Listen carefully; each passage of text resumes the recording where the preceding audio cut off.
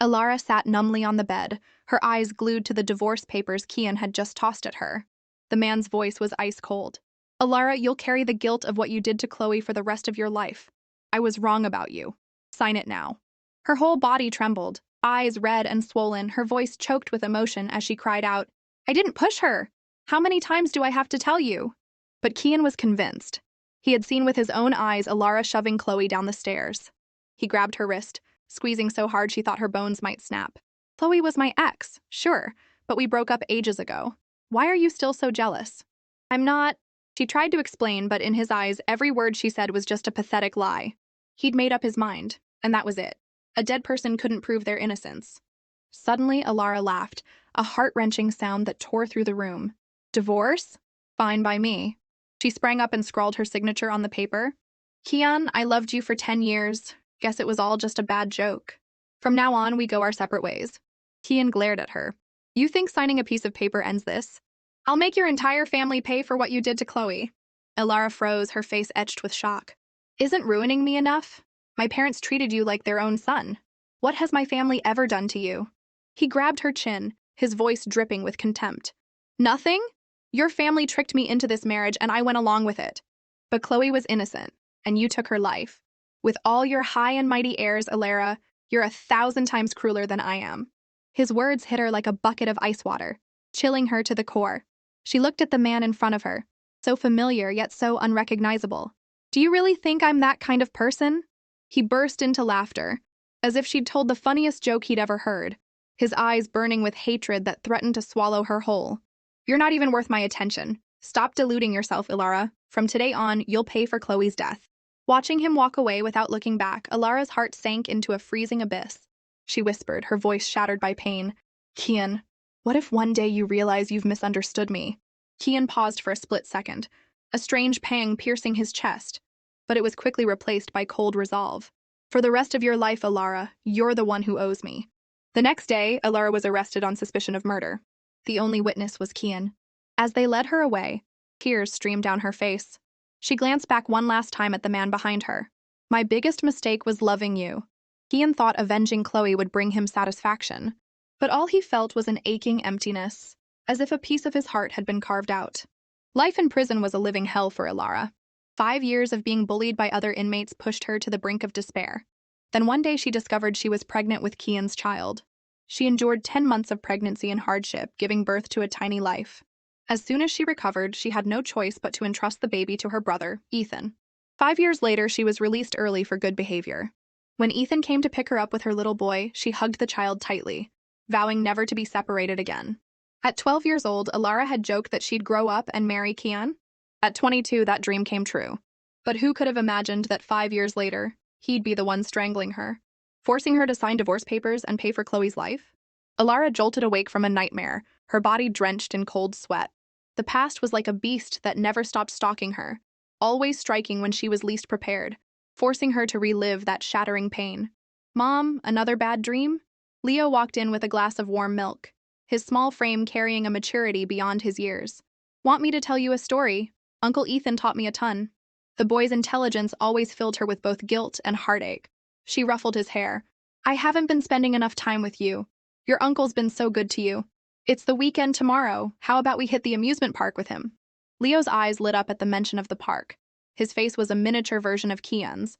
But while Kian's eyes were icy, Leo's were warm and gentle, sparkling like they held the entire night sky. Alara hugged her son tightly, soaking in the warmth she thought she'd lost forever. The next morning, as Alara and Leo ate breakfast at a diner, a news report on the TV caught her attention. Sources say Kian Croft, eldest son of the Croft family, will arrive in Azure City by month's end to collaborate with the Sterling Corporation. Both companies went public 5 years ago and have since become formidable financial powerhouses. Before the report could finish, Leo reached over and switched off the TV. He looked at his mom, his clear eyes flickering with a hint of unreadable curiosity. That man named Kian, he's my dad, isn't he? Alara's heart clenched.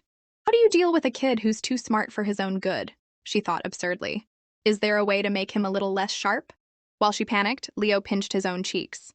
Mom, I saw that guy's face on the news. Now look at mine. Alara glanced at the uncanny resemblance between her son and Kian, a heavy weight settling in her chest.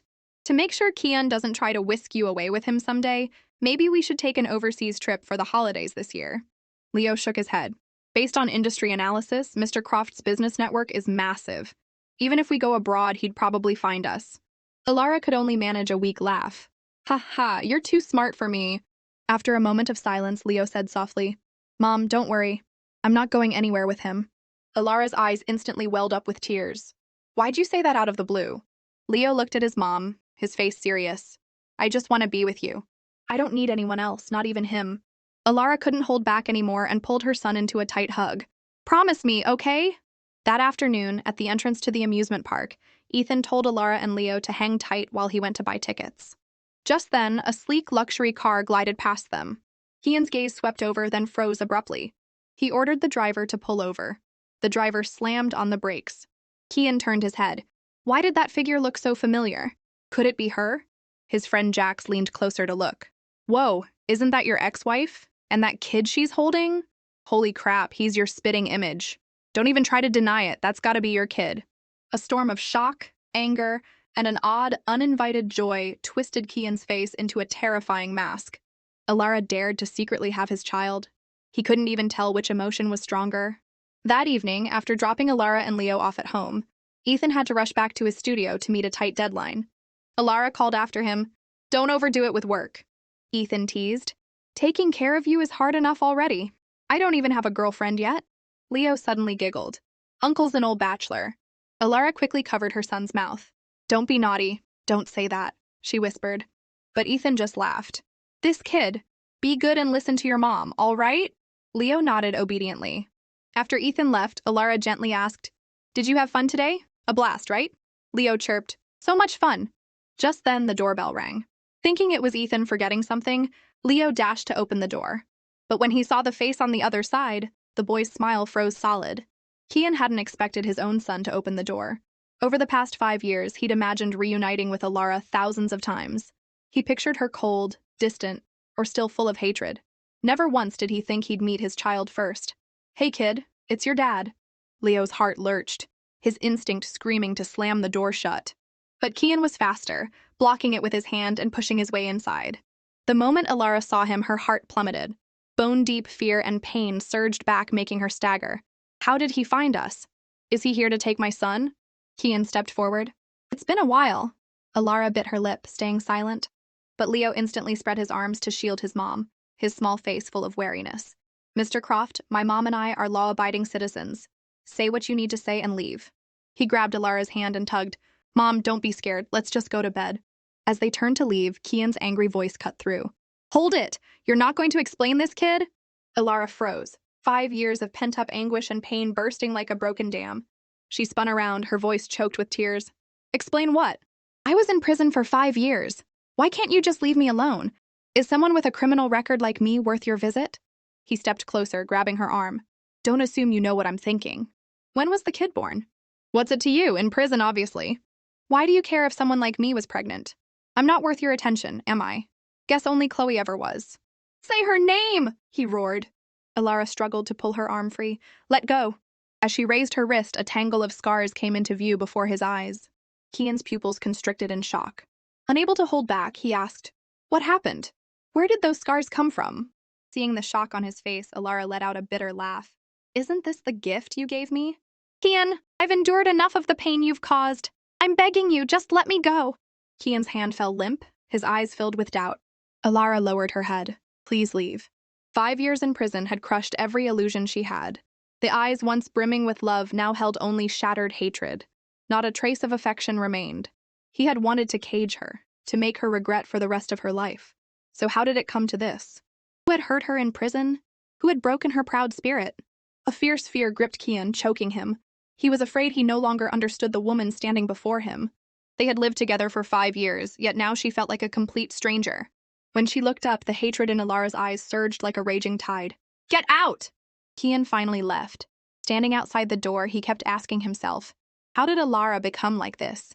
What had she gone through in those 5 years?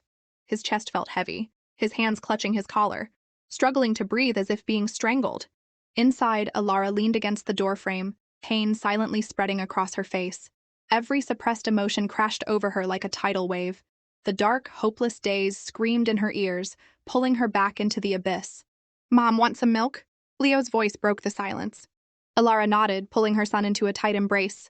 After a chaotic night, she hoped Kian would leave them alone. But the next afternoon, the unthinkable happened. Ethan called, his voice frantic. He couldn't find Leo at preschool. The principal said he'd been picked up by Kian. Alara clutched her shirt, her fingertips trembling. It's okay. Don't be afraid. Kian had stolen the last shred of trust she had. Now, she would use everything she had left to fight him. Meanwhile, Kian held Leo's hand, leading him into the Croft family mansion.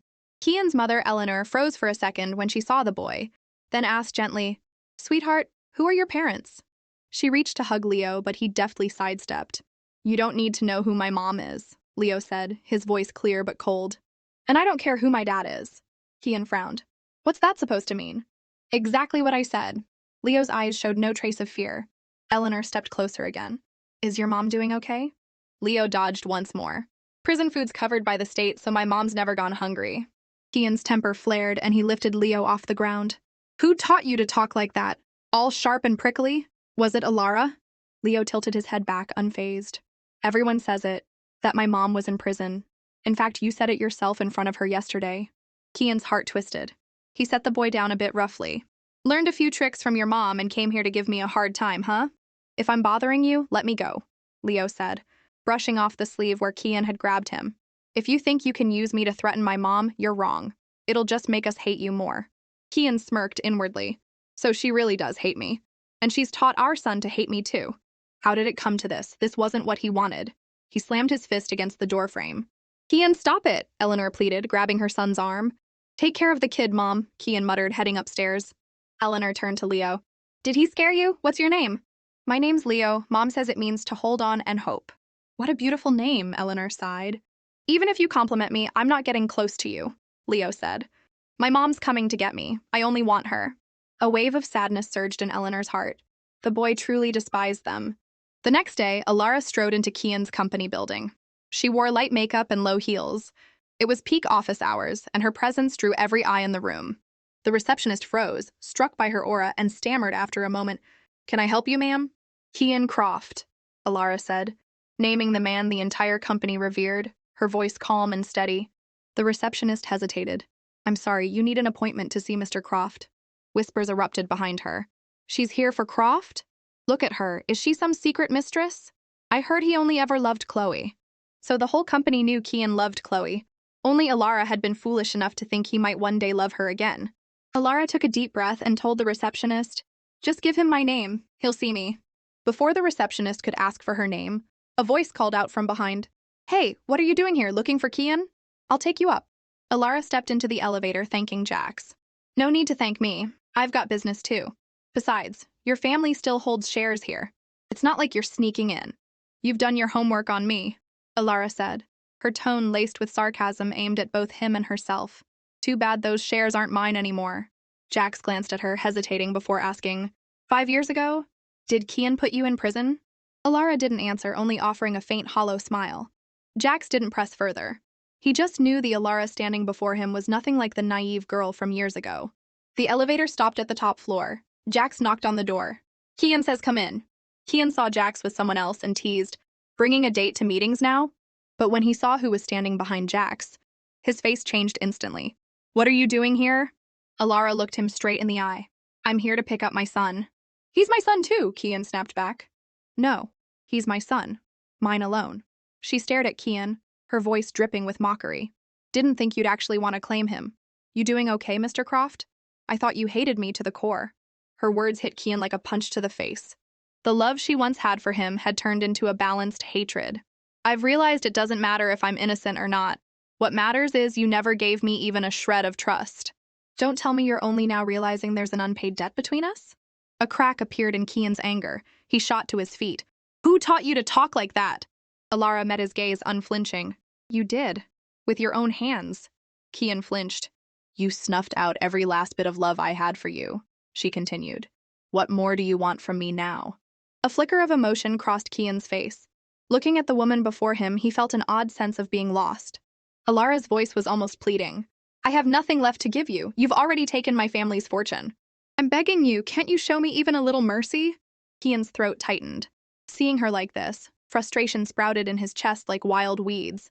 He tugged at his collar, deliberately avoiding her eyes, and threw out a devilish offer. Want your son? Go entertain clients at Migo tonight. Alara's head snapped up, staring at him in disbelief. You want me to be an escort? Kian smirked. What? You want your kid but can't handle a little thing like that? Alara took a few steps back, shaking her head. You're even crueler than I thought. A strange sense of relief washed over Kian. He thought she'd refuse, but Alara suddenly smiled. Fine. If Mr. Croft wants it that way, how can I say no? One night of entertaining for my son, I'd do it 1,000 times. She looked at Kian, her eyes heavy with weary despair. In her mind, her life had shattered long ago. Breaking a little more wouldn't matter. As Alara turned to leave, she glanced back, her voice devoid of emotion. Just try not to regret it. The door slammed shut. In the office, Kian collapsed into his chair as if drained of all strength, his face dazed. She actually agreed. Kian let out a frustrated grunt. That evening, when he returned to the Croft mansion, Leo was standing alone at the front door. What are you doing out here? Leo looked up, his face expressionless. Waiting. From now on, I'll take care of you. Even your name will change. You'll take my last name. But Leo pulled his hand away. Mr. Croft, have you followed proper legal procedures? If you want custody, you'll have to beat my mom in court first. Kian laughed. You're my son. What tests do we need? Why would I need procedures to raise my own kid? Leo narrowed his eyes. Mr. Croft, I was born after you divorced, so custody legally belongs to my mom. Kian's pupils shrank. He couldn't believe his ears. What did you just say? A 5-year-old this sharp? Leo didn't flinch at his shock. Mr. Croft, if I wasn't your son, if I was some other man's child with my mom, would you still act this way? Kian's chest tightened, irritation surging within him. He looked away, his voice stiff. Don't talk nonsense. Any guy who dared touch your mom would be a dead man. Seeing his reaction, Leo gave a small smile. Mr. Croft, you'll never understand how we've lived these past 5 years. That's why I can't get close to you. He turned, staring into the distance. I'm waiting for my mom. You go ahead. Kian rubbed his temples, exhausted. Why doesn't anyone in this family give me a moment's peace? At 8 o'clock that evening, Alara arrived at the entrance of Migo. She had styled her hair and wore an elegant yet sharp tweed outfit. At the same time, Kian stepped out of a luxury car. Alara looked at him, sadness welling up. From her teenage years until now, she had loved him for 15 years, suffering her whole life. Only now did she realize there was no going back. The price of this realization was her dignity and a shattered family. How did it come to this? Who was pulling the strings behind it all? While she was lost in thought, a drunken man staggered toward her. Hey, pretty lady, you alone? Want to hang with me? Alara's eyes turned ice cold and she refused him flat out. But the man still reached to grab her. In the next second, a figure flashed by, seizing the man's wrist so hard it seemed his bones might snap. The man yelped in pain. Kian growled through clenched teeth. Get lost. The guy saw Kian's ferocious glare, muttered a curse under his breath, and scurried off. Kian turned to Alara, his voice low. How long have you been waiting? Alara lowered her eyes, her long lashes casting shadows on her cheeks. Not long, 10 minutes. Kian studied her. Alara's posture was flawless, every detail perfect. But that very perfection made her feel like a stranger. Back then, she was always warm, generous, her eyes brimming with love for him. Now, those eyes held only an empty void. The pride that had been broken was long gone, swallowed whole, leaving nothing behind. Kian instinctively looked away, his tone curt as he told her to follow him upstairs. They took the elevator to the 2nd floor, but at the door to the private room, Alara froze. Kian glanced down. What, not going in? Alara stayed silent, her lips pressed tight. Kian smirked to himself. Good. There's still time to back out. Just as he thought that, Alara clenched her fists, pushed the door open, and stepped inside. The moment she entered, an older man whistled. Wow, this one's a knockout. Who brought her? From behind, Kian's lips curled.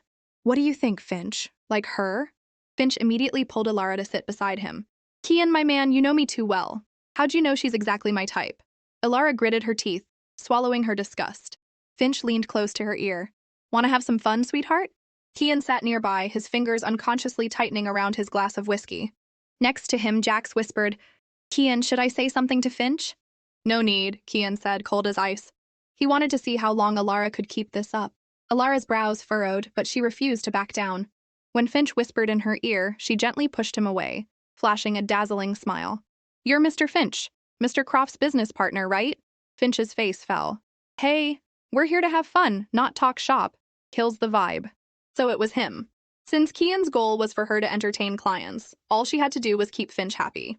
With that in mind, Ilara turned to the room. I got here late, so I'll take a drink as a penalty first. Go easy on me when we play, okay? Finch laughed heartily.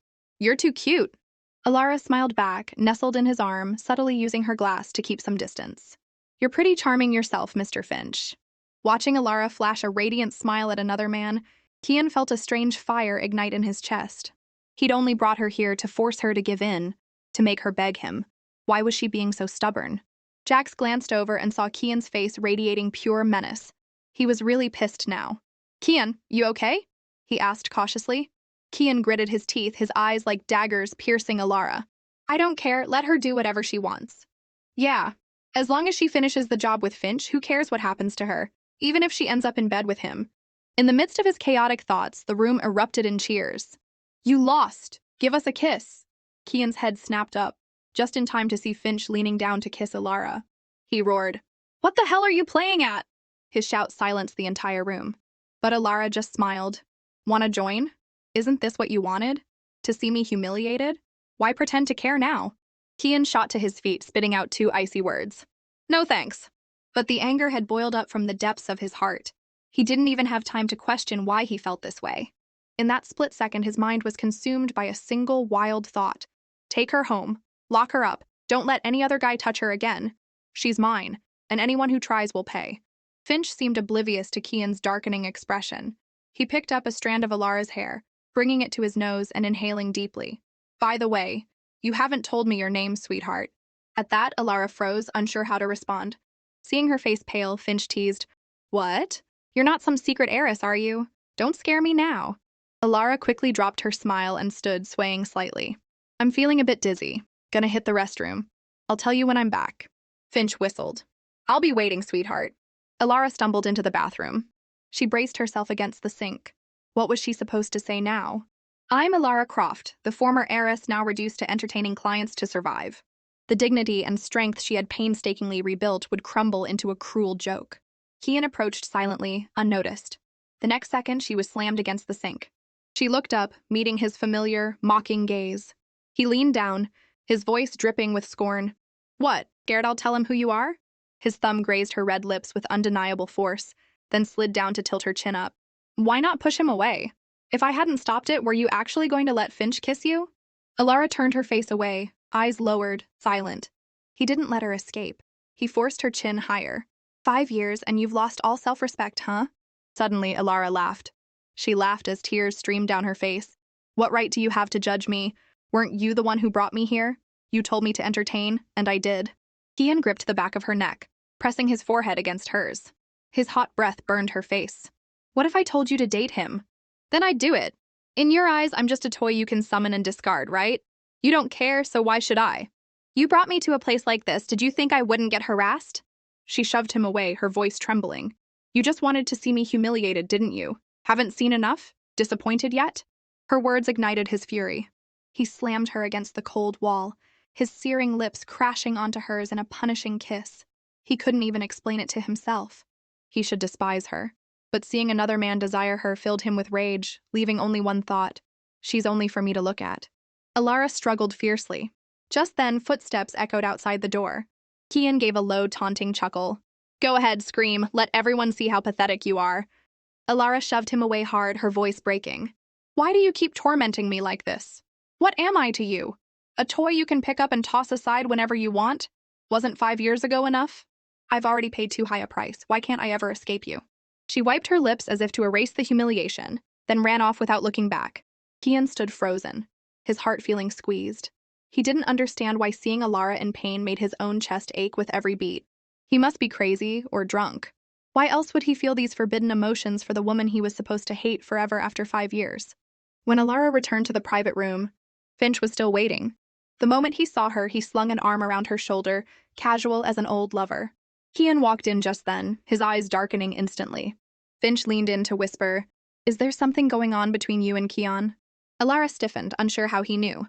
She quickly regained her composure, flashing an innocent smile. Mr. Finch, you're joking, right? There's nothing. But Finch wasn't easily fooled. I saw Kian follow you right after you left, he said.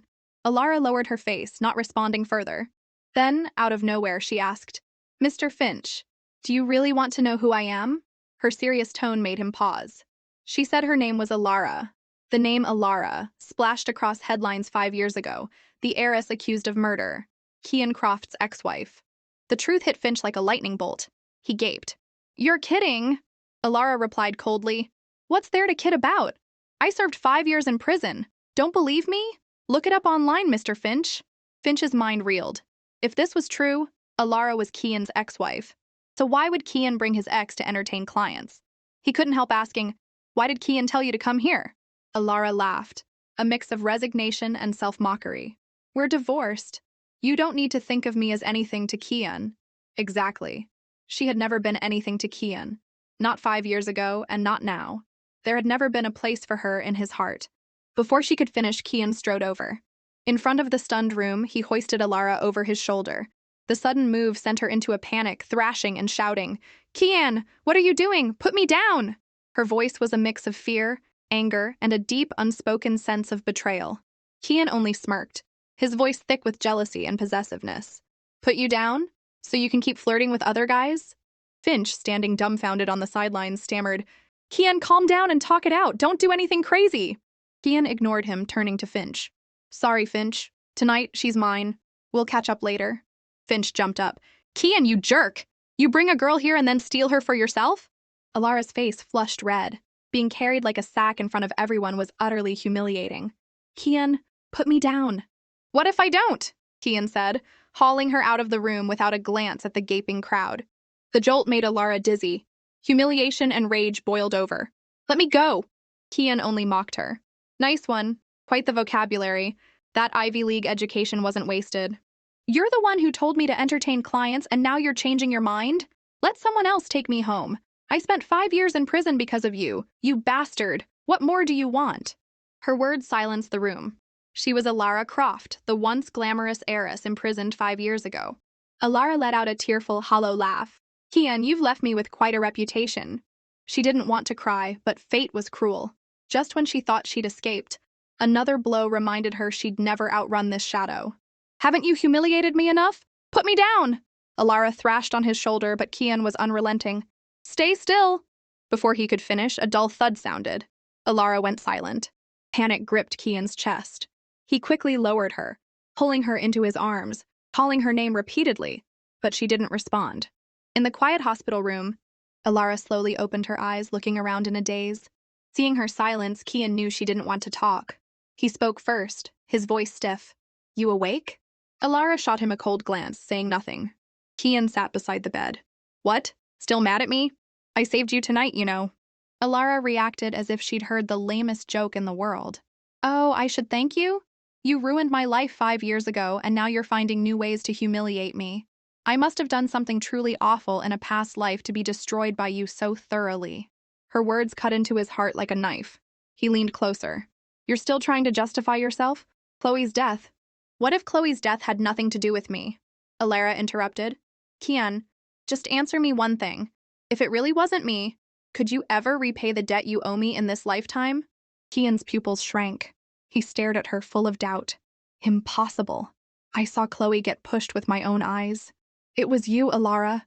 But as Alara looked straight at him, her eyes, once filled with love, were now empty, desolate. All her feelings had been devoured by the hatred from 5 years ago. "Kian, I don't hate you. Because now I just feel sorry for you. Whether I hate you or not doesn't even matter anymore." Her words shocked him, igniting his anger. "Stop pretending you're innocent. If you had something to say, you should have said it 5 years ago. Have you ever given me a chance to speak?" Alara's voice was choked, exhausted. "No, you never believed a single word I said. I was your wife for 5 years and you never cared about me. Kian, if you didn't love me, why did you marry me? Do you think you did right by me? By Chloe?" Kian finally lost his composure. "You climbed into my bed! That's the only reason I married you?" Alara slowly lowered her head, her hair hiding her face. "So that's how you see me. You've really forgotten everything. Love is useless and longing is a joke. Kian, everything I ever did for you was a waste. If I could do it all over, I'd choose to never have met you." She pointed at the door, screaming, "Get out!" Seeing her, Kian was stunned by her raw ferocity. The commotion brought nurses rushing in. Kian was pushed out as they restrained Alara, a needle with sedative piercing her arm. She went limp, passing out again. He didn't understand what was wrong with her. In his daze, he remembered the jagged scars on her right arm. How desperate must she have been to harm her precious hands? She was a designer. Those hands were her lifeline. What had broken her so badly she'd hurt herself? When had she become like this? What had she endured in prison? The head doctor approached, handing him a report. Mr. Croft, your wife's condition isn't good. She's suffering from severe depression, likely from serious psychological trauma. Has anything happened between you two recently? Kian gripped the report tightly, his knuckles turning white. No, he replied, his voice flat. The doctor sighed. Medication alone won't be enough. According to her records, she hasn't been cooperative with treatment. She needs long-term care. Do you know what she likes? That last question left Kian speechless. He suddenly realized he didn't know what Alara liked at all. Seeing his blank look, the doctor continued, I suggest you find out. Her condition is severe. Did you know the scars on her arm are new ones layered over old ones? The most recent is from 2 weeks ago. So she'd been hurting herself. Kian's throat tightened. An unnamed emotion clogged his chest, making it almost impossible to face her. But she killed Chloe. He should be glad to see her like this, right? So why didn't he feel the slightest bit satisfied? Kian finally made a decision. He pulled out his phone and dialed a number.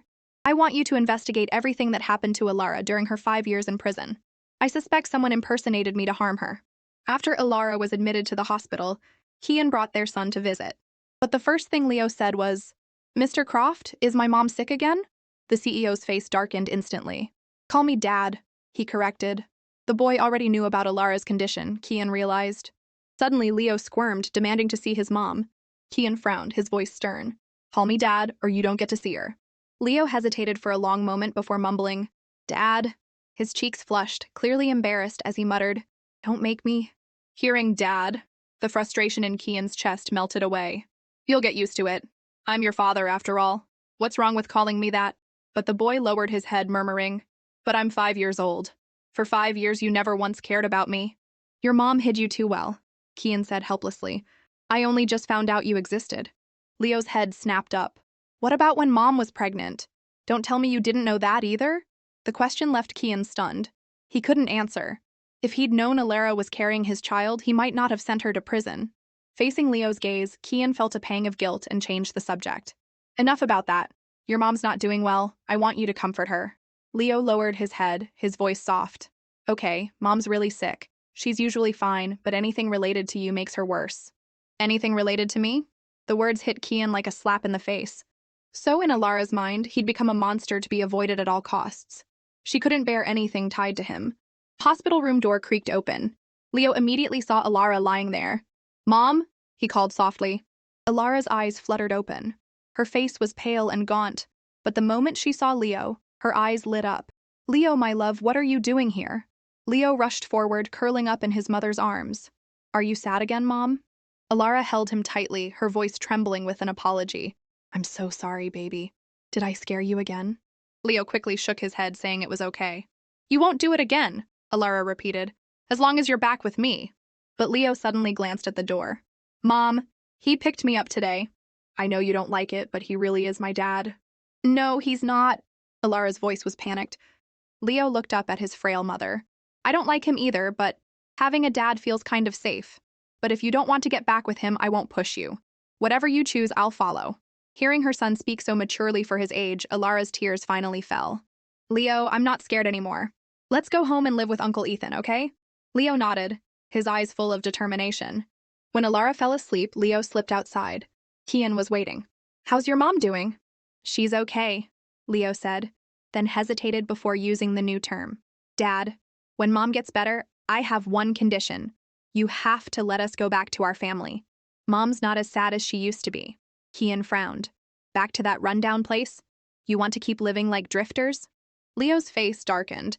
If it weren't for me, would you even care if Mom lived or died? The question struck Kian's core, leaving him speechless again. See? You two don't love each other. Staying together would only cause pain. I'm best off living with Mom. You can visit me anytime. I'll talk to Mom about it. Think it over, Dad. Kian felt a pang in his chest. How was a 5-year-old so perceptive? The boy's maturity stabbed at his heart. But this was his son, a Croft. He couldn't let him suffer out there. He had to be raised in the family. In the days that followed, Kian brought Leo to the hospital to visit Alara. Perhaps because of her son, Alara's spirits visibly improved.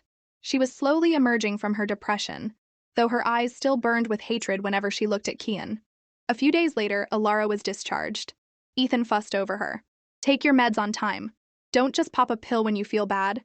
This isn't a cold, one dose won't fix it. For a rare moment, Alara acted playful. Ethan, look at me, I'm fine now. I'm usually okay, you know. What about seeing Kian again? Ethan's single question froze Alara's smile. Exactly. When she saw Kian, she panicked, lost control. That man had hurt her so deeply that she was trapped in his shadow, afflicted with an incurable disease called memory. Alara took a deep breath, her eyes hardening with resolve.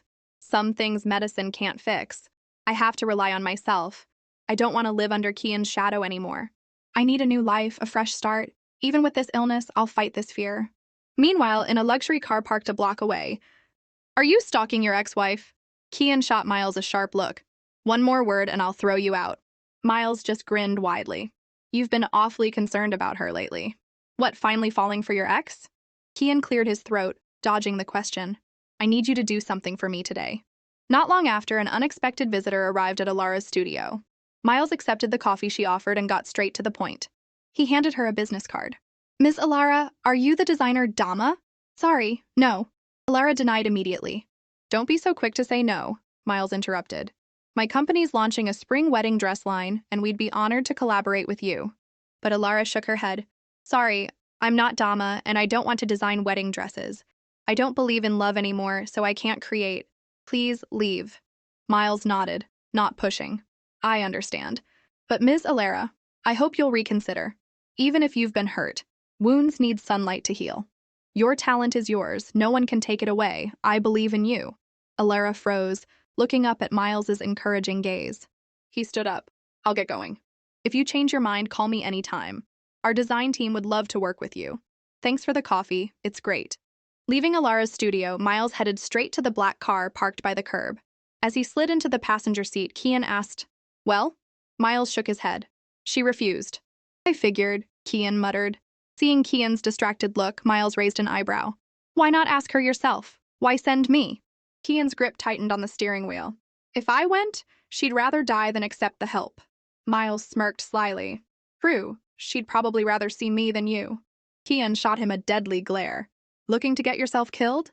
Miles raised his hands in surrender. Whoa, don't get so heated. I'm helping you make money, and this is the thanks I get? His voice turned serious.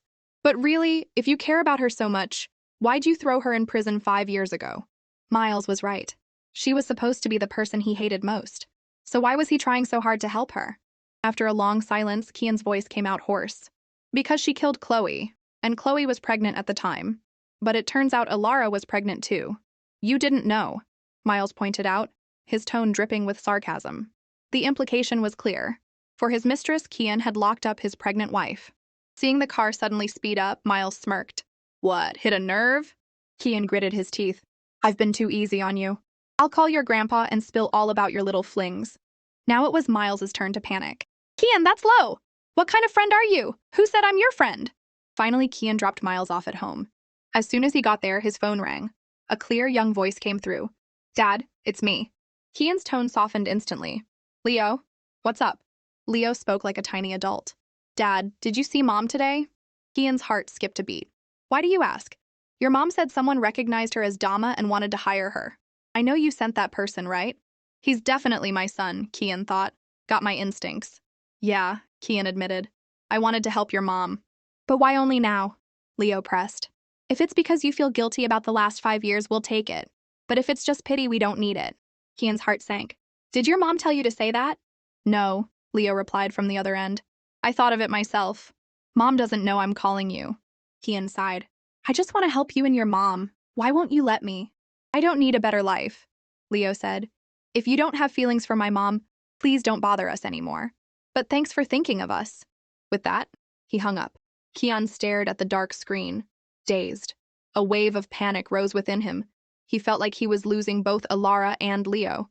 Meanwhile, after Miles left, Alara sat alone in her studio. Seeing her glum expression, Ethan walked over and ruffled her hair. What's on your mind? Alara looked up, her eyes full of hesitation. I'm thinking, maybe I should take his offer.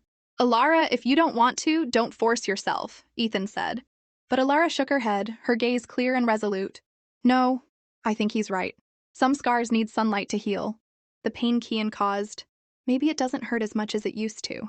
That afternoon, as Alara stepped into the appointed lobby, a receptionist spoke up. You're Ms. Alara, right? Please follow me this way. Alara froze, surprised someone was waiting for her. She nodded and followed, but when the door to the private room opened, she stopped dead in her tracks. Kian lounged on a luxurious sofa, exuding a cold, aristocratic air. His handsome face was shadowed by an icy distance. I'm the one who sent Miles to see you. Sit down and let's talk. There's nothing to talk about. Alara suppressed her shock, her face hardening as she turned to leave. But Kian's cold laugh stopped her. Alara, are you that scared of me now? Where's the confident, talented designer from 5 years ago? His words stabbed at her pride, forcing her to stay. Finally, she sat across from him. What do you want? Looking at the woman before him, Kian realized this was the first time in 5 years they'd faced each other so calmly. Alara was no longer the girl who loved him unconditionally, and he wasn't the same Kian either. He regained his composure and laid out his terms. Let's make a deal. I'll provide orders and connections for your studio. In return, the Croft family will raise Leo. You can visit him anytime, but his life is our responsibility from now on. Alara rejected it instantly. No need. My brother and I can take care of him. But Kian only smirked. You really want to go up against me? One phone call and I can have you and your brother out on the streets. Leo would be sleeping on the sidewalk with you. Alara's head snapped up, her eyes blazing with anger and accusation. You're using my son to threaten me? Don't flatter yourself, Alara, he said coldly. I'm not threatening. I'm just taking back my son. This is the gentle way. If I used force, do you think you could stop me? His words cut into her heart like a knife. Her eyes reddened, her voice choked with bitter resentment. Kian, you're heartless. Have you ever considered that Leo is my son too? Why do you get to take whatever you want while I'm left to just endure? Seeing the tears welling in her eyes, Kian felt a strange jolt. An unfamiliar emotion flickered through him. It had been happening more often since Alara came back, as if the walls he'd built up over the years were finally starting to crumble. You want to talk reason with me? Alara, don't you find that laughable? He's a Croft. You've never had a say in his future. Alara gave a sorrowful laugh. Maybe not, but I raised him for 5 years. You didn't lift a finger. So you want money? Kian said, his voice dripping with contempt, as if he'd seen right through her. 5 million. Call it payment for raising Leo. If you want cash, just say so. Don't pretend to be noble. His scornful gaze clearly branded her as the kind of woman who'd sell her own son for money. Alara stayed silent, staring at Kian. After a long moment, she laughed, a broken sound that was almost dizzying. Since you're so eager to compensate, I'll assume it's your guilty conscience. 5 million, wired to my account by tomorrow. Free money, who'd say no? Her smile vanished as quickly as it appeared, her eyes flashing with cold defiance. 5 million's a bit cheap, though. I thought a man like Mr. Croft would shell out billions for his son. I was ready for 9 figures. And you offer just 5 million? She clicked her tongue in mock disappointment. As she expected, Kian's face darkened. Alara, you're that kind of woman. What kind of woman? She cut in. Careful, Mr. Croft, you might fall for me. She smirked inwardly. If he already thought that of her, she'd play the part. From now on, there was only old hatred between them. No trace of affection left. She straightened her back and stood. If there's nothing else, I'm leaving. The next morning, Alara jolted awake from a nightmare, murmuring, Don't take my son. Leo beside her immediately handed her a glass of water. Mom, another bad dream? Take your meds. It'll help. Alara ruffled his hair, her voice weary. I'm sorry, baby. I made you worry again. The boy snuggled closer. Don't be scared, Mom. Uncle Ethan and I will always be here for you. Alara's hands trembled. I won't ever leave you either, she promised. Leo looked up at her, his clear eyes reminding her of the first time she met Kian. The arrogant, popular college guy, his tie loosened with a carefree attitude. How had the man she once loved so deeply become the cruel person he was today? Mom, is Dad giving you a hard time again? Leo's voice snapped her out of her thoughts.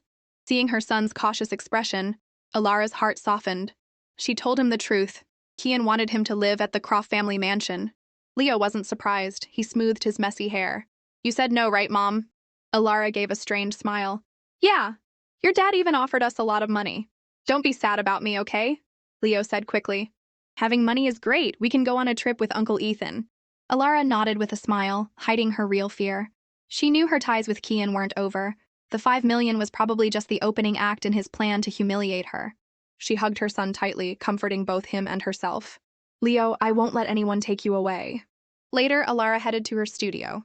As soon as she walked in, Ethan greeted her with a grimace. Alara, bad news. All our studio's contracts got canceled out of nowhere. Alara froze. What? How did this happen? Simple, we pissed someone off, Ethan said.